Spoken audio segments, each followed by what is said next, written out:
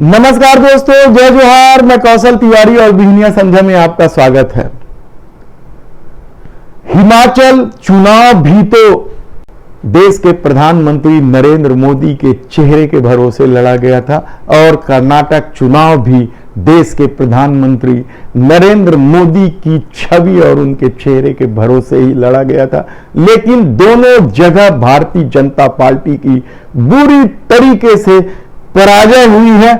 लेकिन सत्ता से लेकर संगठन तक मोदी शाह की पकड़ में भारतीय जनता पार्टी ने सन्नाटा भर दिया है, कहा जाए तो गलत नहीं होगा।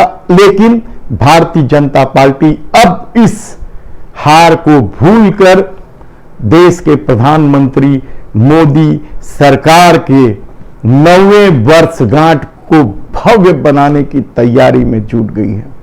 दरअसल इस तैयारी के तहत देश के प्रधानमंत्री नरेंद्र मोदी की एक सभा होगी तो बाकी नेताओं और मंत्रियों की 51 सभाएं पूरे देश भर में की जाएगी और ज्यादातर सभा जो है वो उन राज्यों में होगी जहां आने वाले दिनों में विधानसभा के चुनाव है, जिसमें मिजोरम, छत्तीसगढ़, मध्य प्रदेश, राजस्थान शामिल है। और कहा जा रहा है कि प्रधानमंत्री की रैली भी मध्य प्रदेश या राजस्थान में कराए जाने की तैयारी भारतीय जनता पार्टी कर रही है। इसके अलावा 1 लाख परिवारों से मुलाकात भी करेगी। इन परिवारों की सूची तैयार की जा रही है, जिनसे पार्टी के नेता जाकर उनके घर में भेंट मुलाकात करेंगे। लेकिन इस 9 साल में देश के प्रधानमंत्री ने बताया कि उन्हें 91 टाइम यानी 91 टाइम गालियां दी गई है। अभी इस चुनाव में भी कांग्रेस ने फिर से मुझे गालियां देने का काम शुरू कर दिया है। मैंने देखा किसी ने उन गालियों की लिस्ट बनाई है और वो गालियों की लिस्ट मुझे दी है। अब तक मुझे ये कांग्रेस के लोगों ने 91 टाइम अलग अलग गालियां दी है।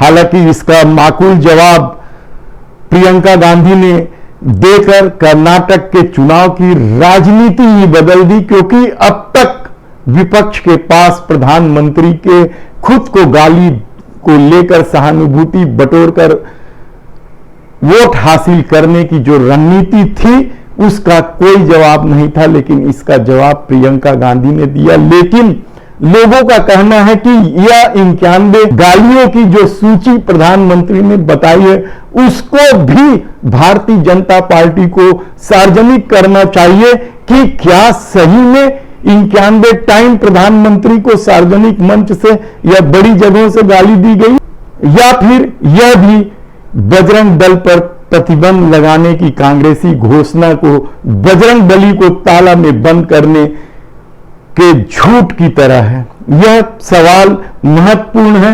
हालांकि सोशल मीडिया में इस तरह का प्रदर्शन होते रहता है। सत्ता में बैठे नेताओं को गाली दी जाती है, उनकी करतूतों की वजह से गाली देने की इस देश में परंपरा है, कहा जाए तो गलत नहीं होगा, क्योंकि जो भी गलत करेगा वह गाली तो खाएगा ही खाएगा। ऐसे में देश के प्रधानमंत्री को जो 91 टाइम गाली दी गई है, क्या उसकी सूची भी जानना लोगों के लिए जरूरी नहीं है? लेकिन इस सबसे इतर इन 9 सालों में क्या भारतीय जनता पार्टी ने सत्ता में आने से पहले जो वादे किए थे आम जनों के लिए कि अच्छे दिन आएंगे, क्या उसे पूरा किया?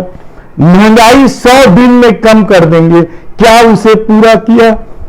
विदेशों से काला धन ले आएंगे, क्या उसे पूरा किया?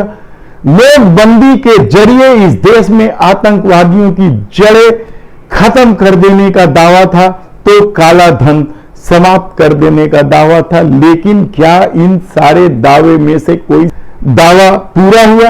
एक दावा और था जो महत्वपूर्ण था, हर साल 2 करोड़ लोगों को रोजगार देने का दावा, यह भी तो पूरा नहीं हुआ।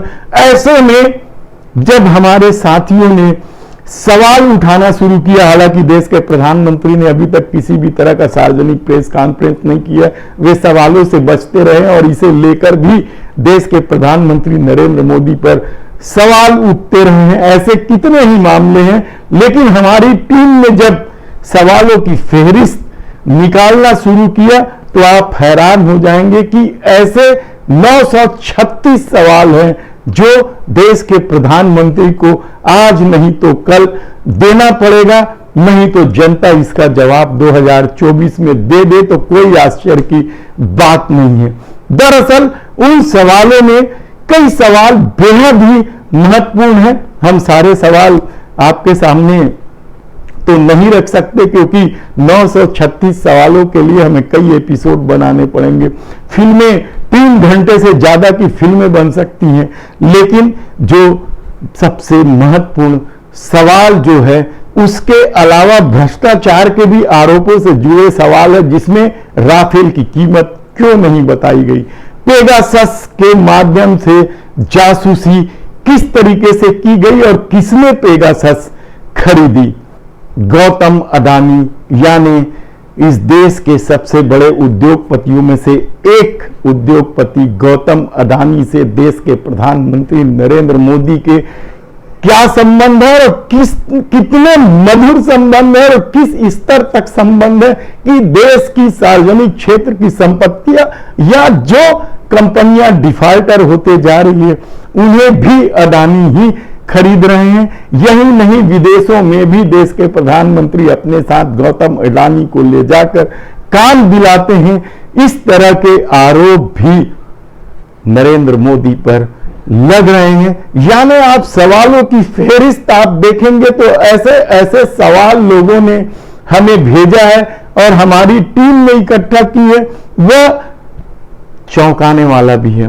तो क्या इन 9 साल में जो वर्षगांठ मनाया जा रहा है वह केवल आने वाले दिनों में होने वाले चुनाव को देखकर मनाया जा रहा है? क्या धर्म की राजनीति अब भी की जाएगी? और अचानक पुलवामा कांड की जो सबसे बड़ी साजिश जिसे बताया गया और इसे लेकर तत्कालीन राज्यपाल सतपाल मलिक ने जिस तरीके से खुलासा किया है, उसके बाद क्या उस जमाने में, जिस जमाने में पाकिस्तान और भारत के युद्ध को लेकर शिमला समझौते को की कहानियां गढ़ी कर जादू दिखाकर वोट हासिल की जाती थी, क्या उसी तरीके से राष्ट्रवाद के नाम पर कोई नया खेल खेल कर जादू दिखाया जाएगा या धर्म के आश्रय कोई जादू दिखाया जाएगा? कितने ही सवाल लोगों के जेहन में है और देखना है कि आने वाले दिनों में क्या कुछ देश के प्रधानमंत्री करते हैं। हम आपको एक एक सवालों की फेहरिस्त धीरे धीरे बताते रहेंगे, क्योंकि भारतीय जनता पार्टी का यह 9वीं वर्षगांठ का आयोजन 30 मई या 31 मई से शुरू होगा। तब तक हम शायद आपको 936 सवालों में से कई सवाल बता दें। आप हमारे चैनल को देखते रहिए। यदि आपने इसे सब्सक्राइब नहीं किया है तो प्लीज सब्सक्राइब कर लीजिए। धन्यवाद।